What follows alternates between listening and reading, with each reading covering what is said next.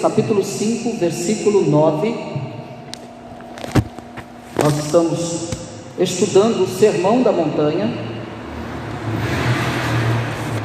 e estamos no capítulo 5, versículo 9. Semana passada nós encerramos falando acerca do significado de ser pacificador. Nós falamos acerca que a vida cristã, nós encerramos falando que a vida cristã é para ser vivida em todas as esferas do nosso relacionamento social, do nosso relacionamento familiar e do nosso relacionamento relacionado à igreja. Falamos que, por isso, além da igreja e além da família, nós devemos promover a paz no meio da sociedade em qual nós vivemos. Também como nós podemos fazer isso? Nós não devemos fazer isso como os pacifistas, que buscam e procuram a paz no próprio homem. O que os pacificadores, então, eles são os agentes de Deus, ou os agentes de paz de Deus no mundo. E é por meio desse exemplo e também pelas palavras que Jesus nos anuncia e nos ensina acerca do Evangelho, e que nos arremete a buscarmos intensamente por paz, e também a nossa responsabilidade de apontar para o pecador o único caminho da paz que está em Cristo Jesus. Sabemos então que nós somos embaixadores fiéis da mensagem de Cristo, e devemos entender isso, que somos embaixadores dessa mensagem fiel, dessa mensagem de reconciliação, vivendo em paz, proclamando essa paz. Nós falamos que Deus é Ele que nos capacita, é Ele que nos prepara todo o caminho para que possamos então andar nesse caminho de paz. É Deus regenerando o homem através do Espírito Santo de Deus. Nessa noite nós vamos falar acerca das bênçãos de ser chamados, filhos de Deus. Ele diz que então, versículo 9, olha aí comigo: bem-aventurados os pacificadores, porque serão chamados filhos de Deus. Então falamos acerca do significado de ser pacificador, e hoje nós vamos falar acerca da bênção de ser chamado filho de Deus. Os pacificadores, verdadeiramente felizes, eles são felizes porque somente eles serão chamados filhos de Deus. E essa é uma promessa maravilhosa que Cristo Jesus nos promete. Promete a quem? Aos seus súditos do seu reino, eu e você. Agora, o que significa ser chamado filho de Deus? O que Jesus quer dizer com isso? O que significa isso, ser chamado filho de Deus? Para nós entendermos isso, nós precisamos atentar para a palavra que Jesus usou nesse contexto, e que foi traduzido pelo termo filhos, porque em todo o Novo Testamento existem duas palavras que são usadas para expressar o nosso relacionamento como filhos de Deus. O primeiro é que um tem um sentido carinhoso de filiação. Esse é o primeiro sentido, é o primeiro termo, filhos, que tem o sentido de filiação. Eu quero que você abra a Bíblia, que agora a gente tem tempo para poder ler a Bíblia. Você lê a Bíblia, fica com a Bíblia aí no gatilho. Eu quero que você abra para mim Evangelho de João, o capítulo 1, o versículo 12, o outro ache para mim, Efésios capítulo 5, versículo 8. Ao você fazer a leitura, abaixe a máscara para que a gente possa entender. Leia em alto e bom som, tá bom? Evangelho de João, capítulo 1, versículo 12. Mas a todos que creram nele, o aceitaram, e ele deu o direito de se tornarem filhos de Deus. Então lhe deu o direito dessa filiação, de serem chamados filhos de Deus. Eles receberam esse direito. Esse é o primeiro termo de filhos. Vamos ver Efésios capítulo 5, versículo 8.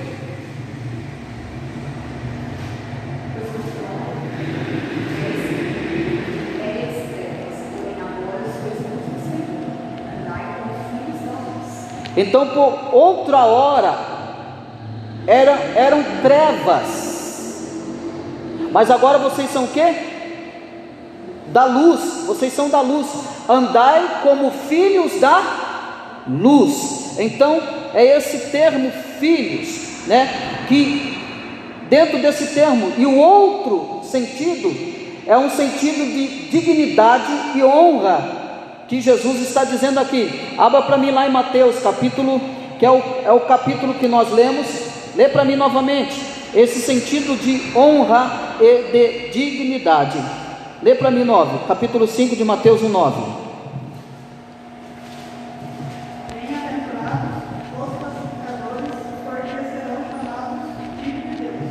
Então nós falamos aqui o significado de ser um pacificador, aquele que promove a paz.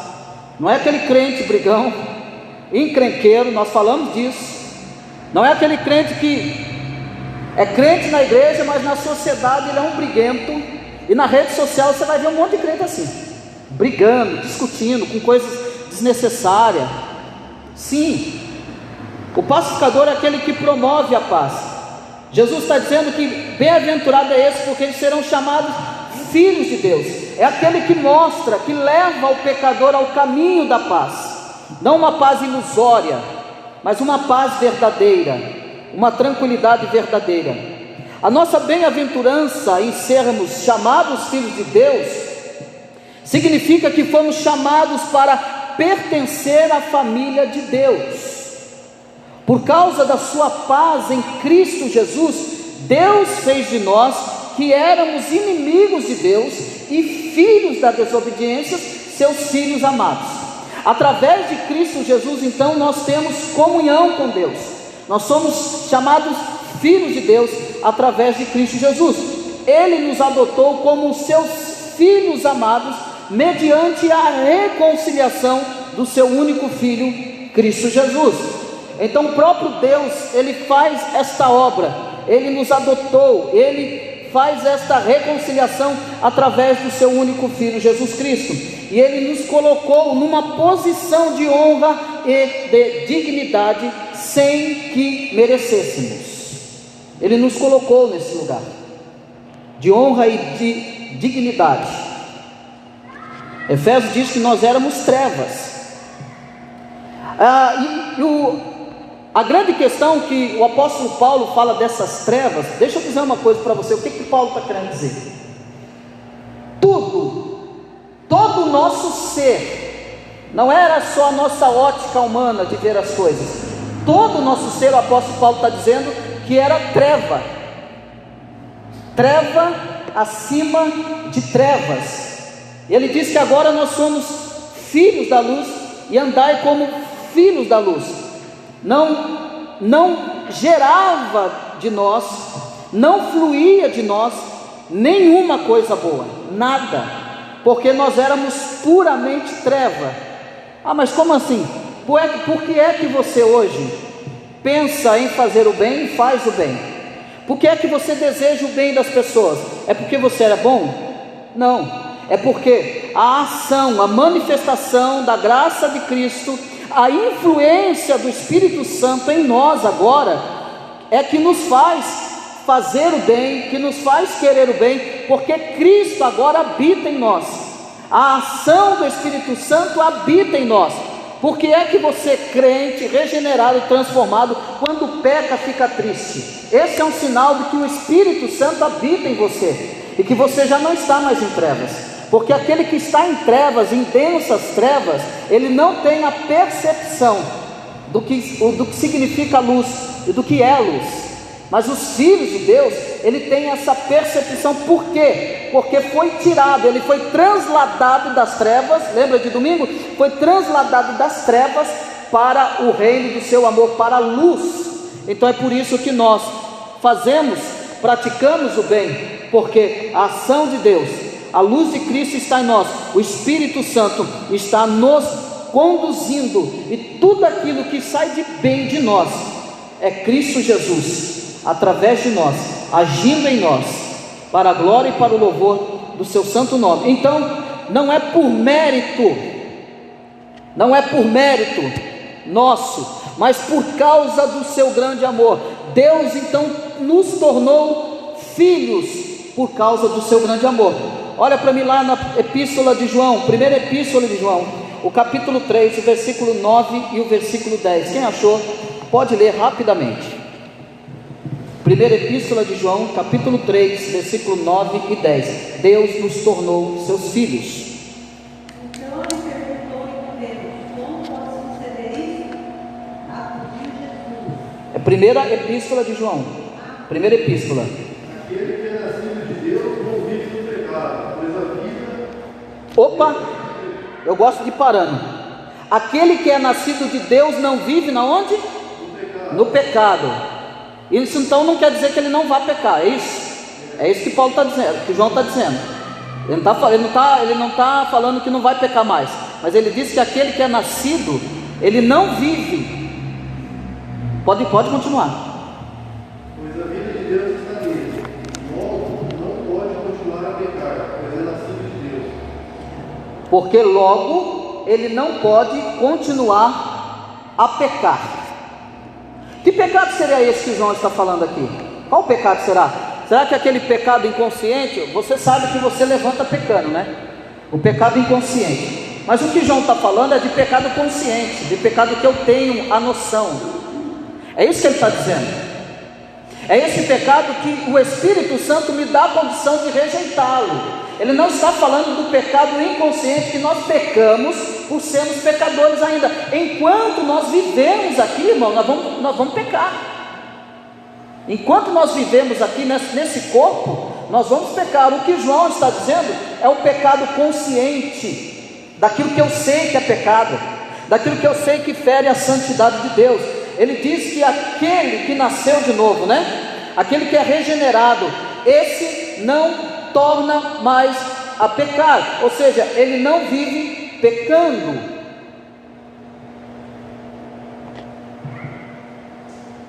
Será que João está errado nisso aqui? Será que nós não cometemos pecados que nós sabemos que nós pecamos? Quem é daqui que já pecou e sabe que pecou? Levanta a mão. Eu sou o primeiro. Quem é daqui que já cometeu pecado inconsciente que nem sabe? Eu sou o primeiro também.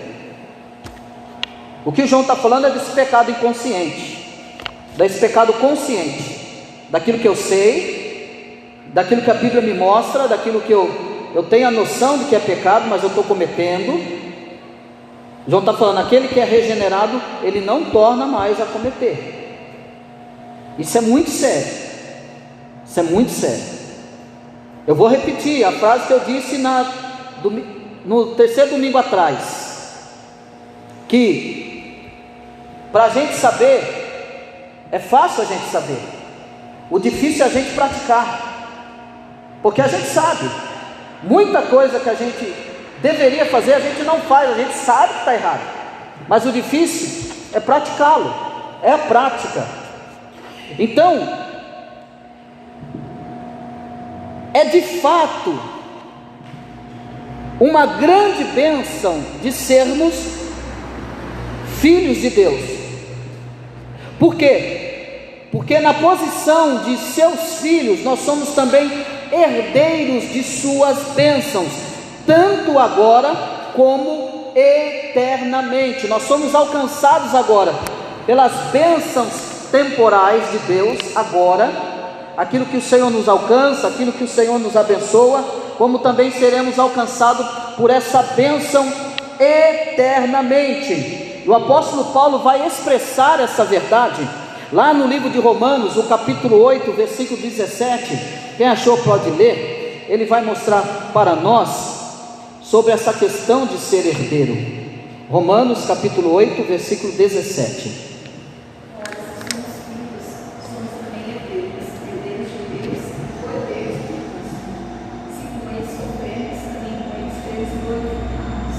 Opa! Há alguém por aí que só quer a parte A do versículo. Como seus filhos, então, se somos filhos, somos também herdeiros de Deus e co-herdeiros com Cristo. Mas esse negócio, se com Ele sofreremos, se com Ele sofreremos, esse negócio deixa para lá. Existe o evangelho triunfalista, que não prega o sofrimento. Existe o evangelho triunfalista, que tira essa frase aqui, sofrimento. Que é isso, varão? Que é isso? Você não pode sofrer não, você tem que rejeitar isso aí, meu irmão. Esse sofrimento aí você tem que rejeitar. Quem disse? Paulo está dizendo, se com Ele, se somos filhos também herdeiros de Deus e co-herdeiros com Cristo, e se com Ele sofremos, também com Ele seremos glorificados. O apóstolo Paulo está dizendo, vocês vão sofrer. O mesmo caminho que Cristo traçou aqui na terra, em toda a sua caminhada, vocês também vão passar. Mas tem uma coisa, vocês serão herdeiros de Deus e co-herdeiros com Cristo, e se com Ele sofremos, também com Ele seremos glorificados. Há uma promessa, meu irmão, há uma promessa diante de todo o sofrimento que o ser humano passa aqui agora. Há uma grande promessa: nós estaremos com Cristo por toda a eternidade, e não há nada, não há profundidade, não há riqueza, não há nudez, não há peste, não há fome, não há anjos, não há potestade, não há nada que possa tirar você do amor de Deus, nada. Paulo quer dizer que, como seus filhos, não significa dizer que estamos então livres do sofrimento dessa vida. É isso que Paulo vai dizer: vocês não estão livres do sofrimento desta vida. Paulo diz que sofremos sendo filhos de Deus. Sofremos sendo filhos de Deus. Tem alguém que vai dizer: que é isso, meu irmão? Você está passando por isso? Outra vez eu me lembro, quando eu morava em Jundiaí, eu era co-pastor do futuro genro do Diego, nosso irmão ali no fundo, simpático. E teve uma irmã lá que nós ficamos com virose. E eu, a Neide, os meninos, tudo pegou virose, né? Meu Deus do céu, lá vem essa irmã. Porque está todo mundo aí em pecado, porque vocês estão com virose, então todo mundo está em pecado, todo mundo condenado. Não tinha nada a ver uma coisa com a outra. Estava uma epidemia de virose, o ar, que era muito, muito fácil pegar, e a gente fomos acometidos dessa virose.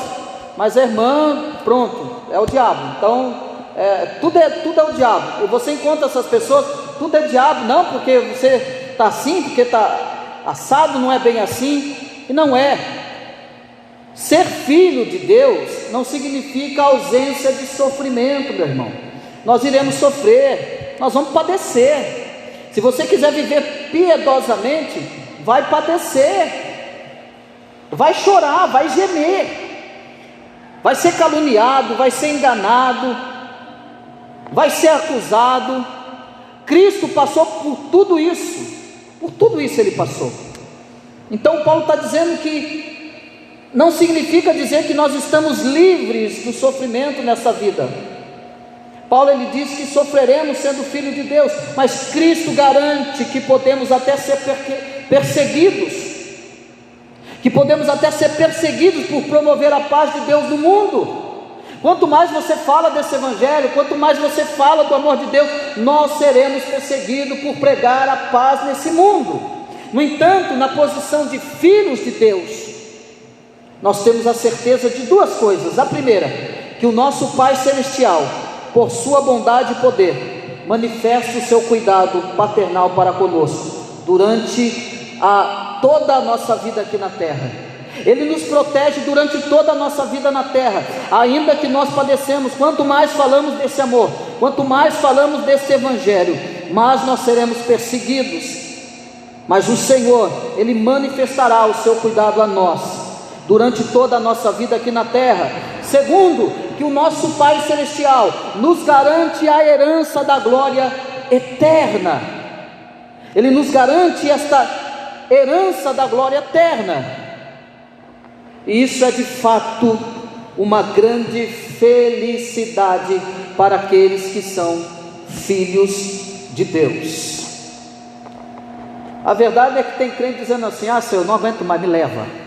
Mas nem passou perseguição ainda, nem chegou, nem passou isso.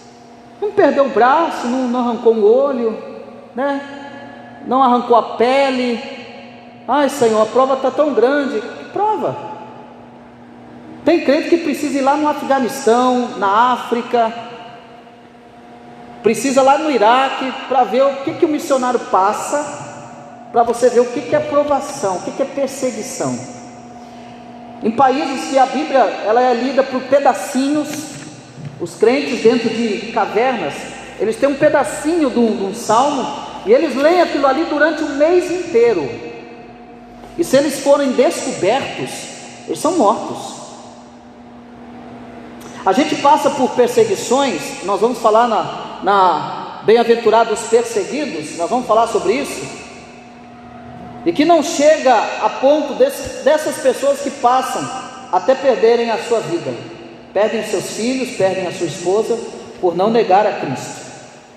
E às vezes a gente diz assim para Deus: Deus, eu não aguento mais, me mata, vai, me leva embora, porque o sofrimento está muito grande. E quando você percebe quais são os sofrimentos, você percebe que ainda não entendeu o que é sofrimento ainda não entendeu. É a gente ter essa certeza. Jesus está nos mostrando que os filhos de Deus, por mais sofrimento que passam, ele está guardado, ele está sendo guardado nesse cuidado paternal de Deus, guardando a nossa vida, durante toda a nossa vida. Mas além dos privilégios que temos como filhos de Deus, também nós temos a responsabilidade de imitar o nosso Pai e cooperar com Ele na promoção da paz entre os homens. Então nós temos que cooperar com Deus, nós temos que anunciar esse Evangelho, nós temos que testemunhar esse Evangelho. Isso é de suma importância, porque o mundo está olhando para mim e para você, está olhando a nossa conduta, está olhando o que nós falamos. Eles não vêm aqui, mas eles te assistem lá fora, eles estão olhando. Eles não querem ser o seu amigo, mas se você errar e falhar, eles vão ser o seu inimigo, eles vão apontar o dedo para você. Eles estão esperando a sua atitude, eles estão esperando a sua postura. Nós devemos imitar o nosso Pai, cooperando com Ele nessa promoção de paz. O nosso Deus é um Deus de paz e fez a paz conosco por meio de Cristo. E como seus filhos, nós precisamos então refletir em nosso caráter e conduta as mesmas virtudes do nosso Pai. Nós temos que demonstrar externamente a nossa conduta de caráter, com as mesmas condutas do nosso Pai, de Cristo Jesus. Por exemplo, externar como a misericórdia e a paz.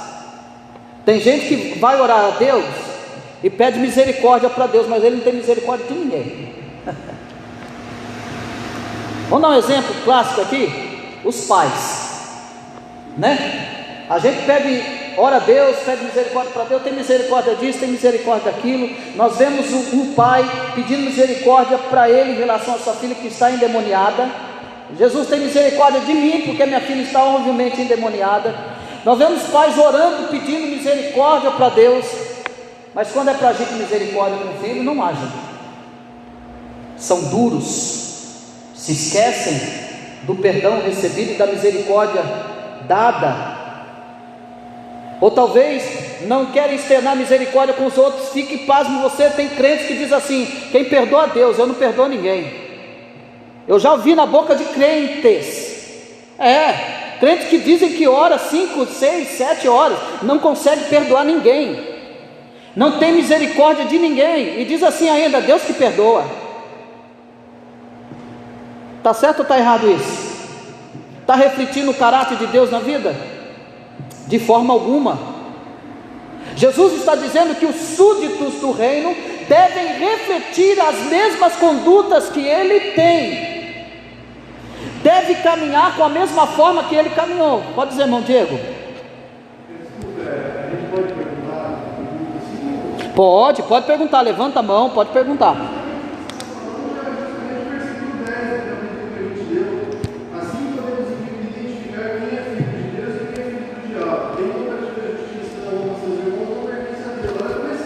É sério.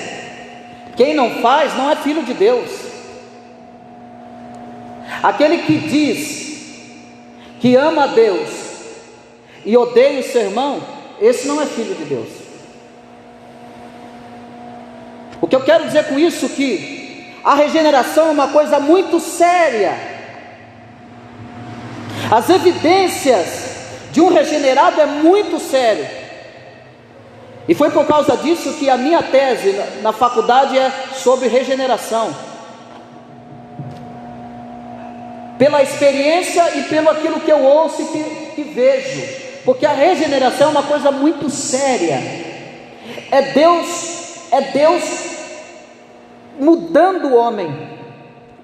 Mudando o homem todo o seu ser. É Deus restaurando o homem todo o seu ser.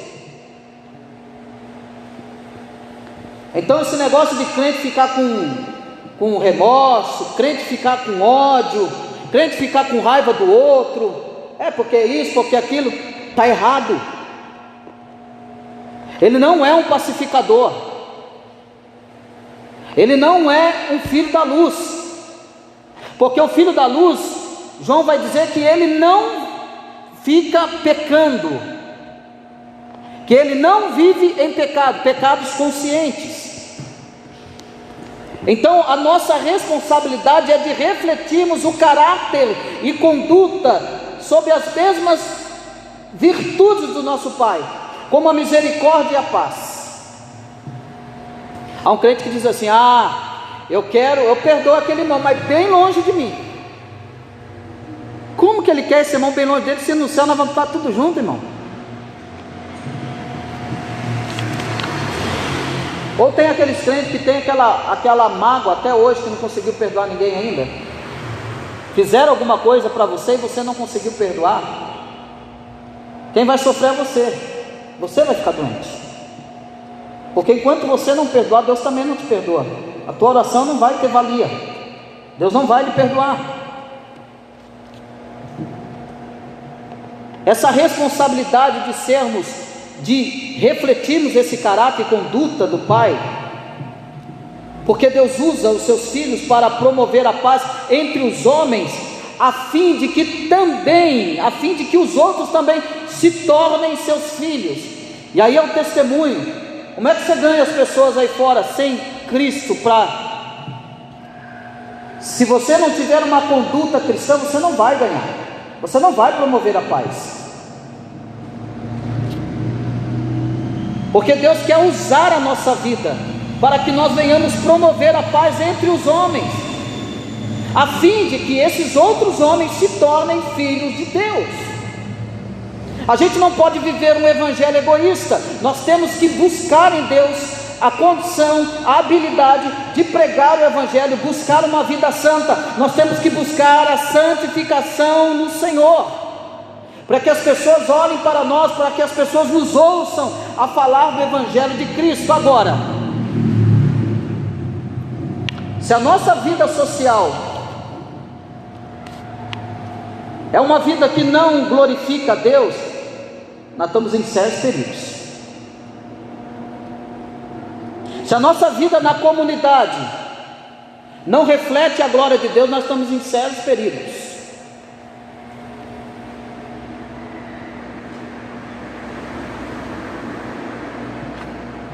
Vamos dizer, no trabalho, na escola, na faculdade, aonde quer que seja, na sociedade, se a nossa vida não refletir,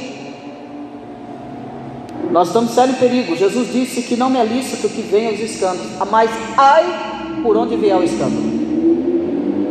Esse ai de Jesus é uma sentença, e pesada. Ele não está falando com pessoas que não são cristãs, ele está falando com pessoas que são cristãs.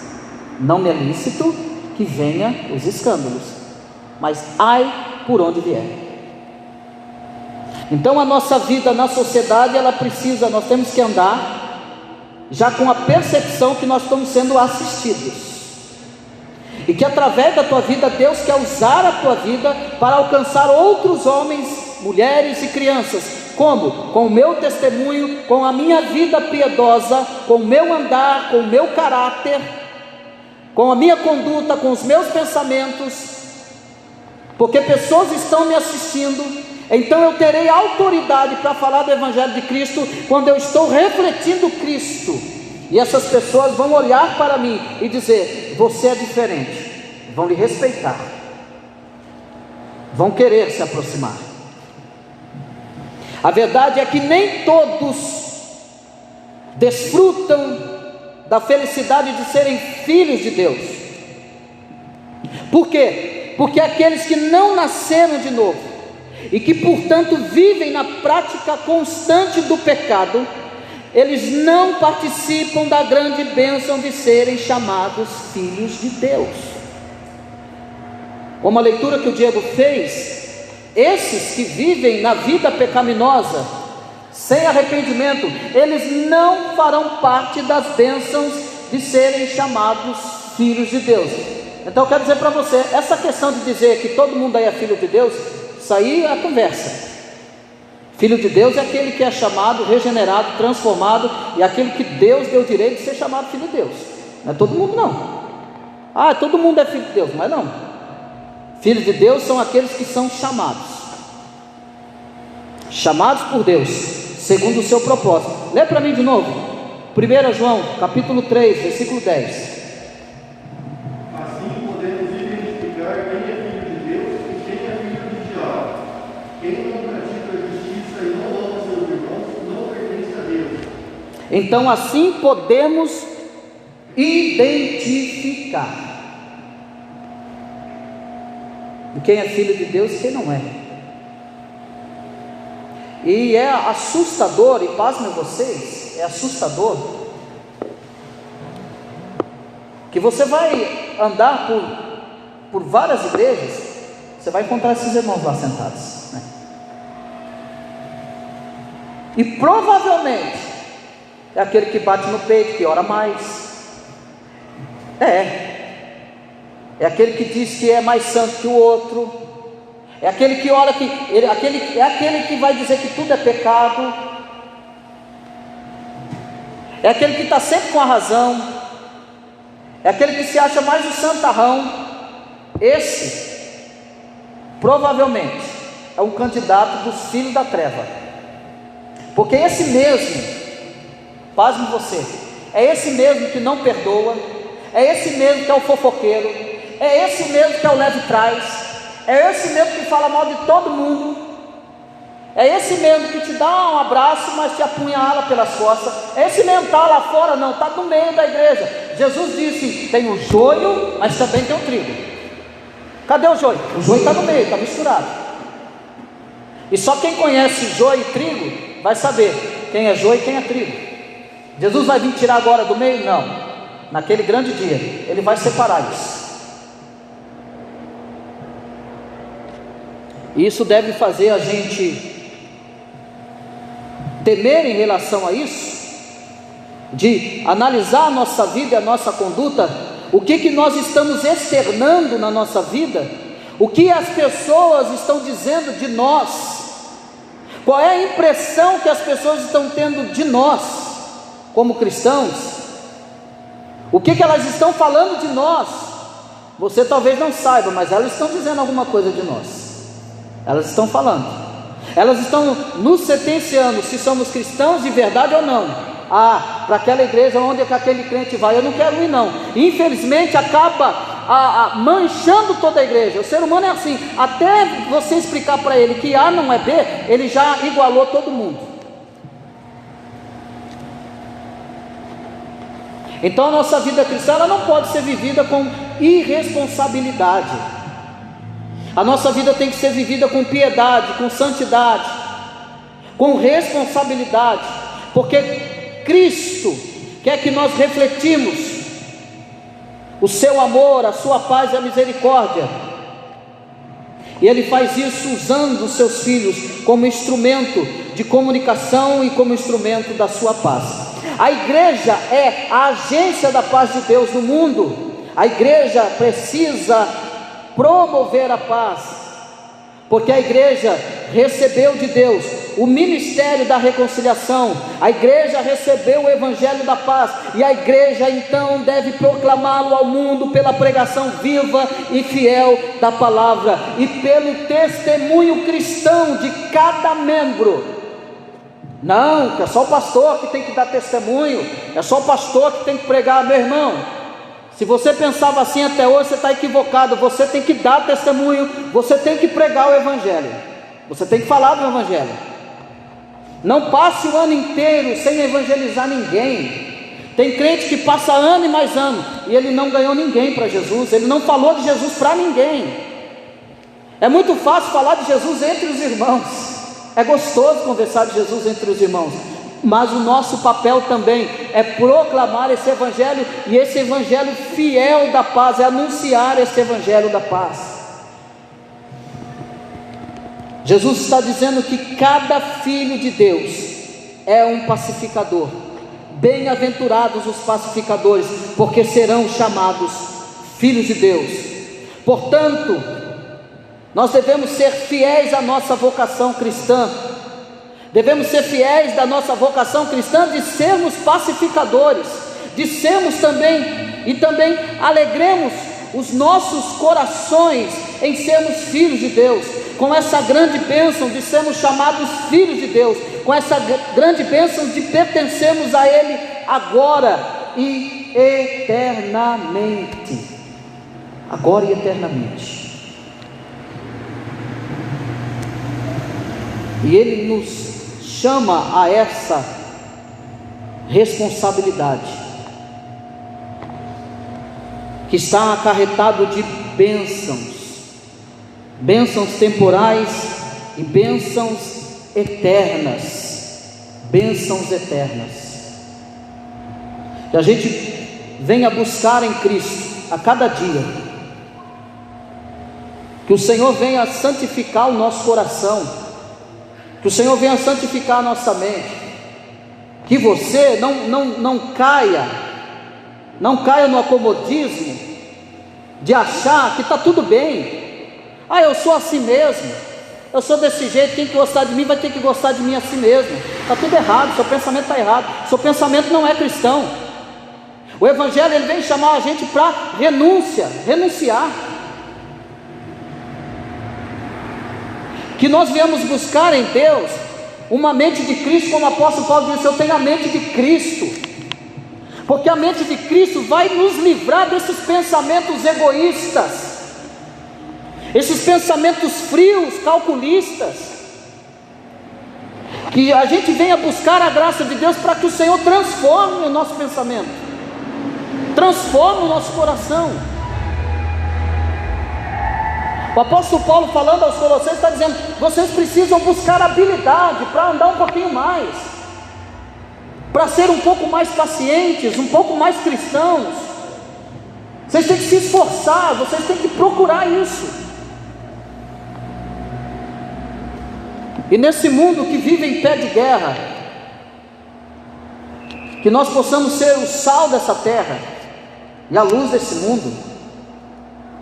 Um mundo sem sabor, um mundo sem luz, que eu e você queiramos com todo o desejo do nosso coração, porque na verdade a gente passa semanas e semanas, meses e meses querendo tanta coisa, a gente quer tanta coisa, a gente é tão egoísta, a gente quer tanta coisa, eu quero fazer isso, eu quero fazer aquilo, a gente se programa com tantas coisas externas, coisas nossas. A gente precisa mudar esse quadro. Eu preciso querer tantas coisas que são santificadas. Eu procure buscar e querer ser mais santo, que eu procure buscar querer ser mais crente, que eu procure querer ser mais humilde, mais simples, mais manso. A gente tem uma facilidade de querer tantas outras coisas que não vai edificar a nossa vida, mas que a gente possa mudar a nossa oração, em vez de ir lá diante de Deus: Deus faz isso, faz aquilo, faz isso, faz aquilo. Em vez da gente dizer: eu não aguento mais essa vida, você tem que dizer: eu não aguento mais o estado da minha vida que eu estou, Senhor, eu não admito isso na minha vida, eu quero parecer mais contigo, eu quero ser reconhecido mais contigo, Senhor, eu quero refletir mais a tua glória, eu quero ser mais dar mais testemunho de Ti, Senhor. Eu quero que as pessoas olhem para mim e digam verdadeiramente: esse aí é um filho de Deus. Eu quero que as pessoas olhem para mim e digam: nossa, como que você é manso, como que você é tranquilo. É possível, irmão Cristian, eu sou sanguíneo, eu tenho nervo à flor da pele. É possível, porque o Espírito Santo te capacita para isso. É possível. O fruto do Espírito: longanimidade, paz, temperança. Bem-aventurados pacificadores.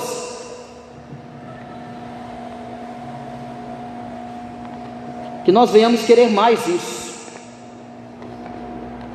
A gente quer desistir de tudo, quer desistir de toda coisa, mas a gente não, é tão difícil desistir de nós mesmos, né? É tão difícil desistir das nossas paixões. É tão difícil a gente fazer isso, né? Quando a gente fala, as pessoas ficam bravas, irritadas. Você não sabe o que você está falando, você é um pecador também, você é isso, você é aquilo. E a gente fica com autodefesa, achando que não precisa, que está tudo certo, está tudo bem, Deus me ama assim mesmo. Não, você está dizendo que Deus não faz a obra por completo. Então você está dizendo que a obra de Deus é meia colher, que Deus não trabalha direito. Não, Deus trabalha direito, Ele é perfeito, Ele é santo, e Ele faz as coisas direitas. Nós venhamos querer mais isso de Deus e menos de nós, menos para nós. Sermos promovedores de paz.